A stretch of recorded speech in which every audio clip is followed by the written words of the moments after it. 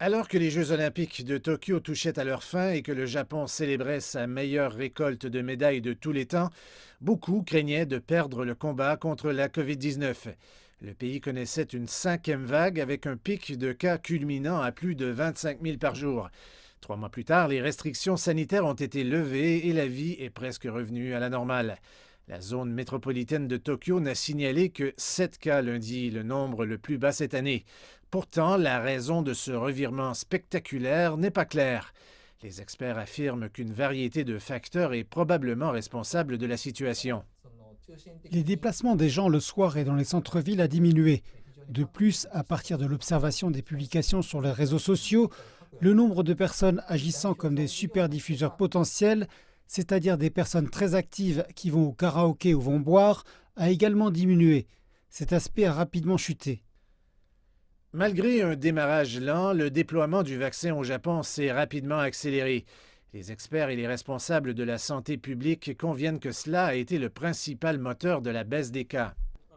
La vaccination a progressé rapidement, de 30 à 40 millions de personnes, et nous avons donc acquis une immunité collective. Pourtant, certains soutiennent que la nature du virus lui-même a fondamentalement changé. Le variant Delta, originaire d'Inde, a une très forte transmissibilité dans le monde entier. Au Japon, c'était le cas, mais il a muté en une version japonaise du Delta, que nous appelons AY29. Et l'argument est que cette version du virus a muté pour devenir moins transmissible, un phénomène appelé catastrophe d'erreur. Alors que le Japon commence à rouvrir lentement ses frontières, on craint qu'une mutation différente n'arrive. Cependant, tout le monde n'est pas convaincu par cette théorie. Nous savons que le variant Delta s'est propagé uniformément dans tout le Japon, et maintenant le nombre de cas diminue d'un seul coup dans tout le pays. C'est assez étrange. S'il s'agissait d'un cas d'erreur catastrophique, cela devrait expliquer que les chiffres doivent baisser dans une zone, mais pas pour qu'ils descendent dans tout le Japon en même temps.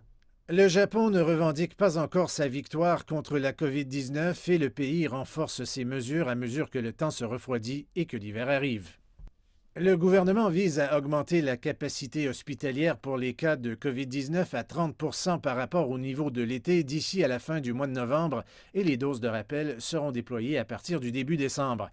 Dans un changement de politique, les tests de dépistage seront également gratuits, même pour ceux qui ne présentent aucun symptôme.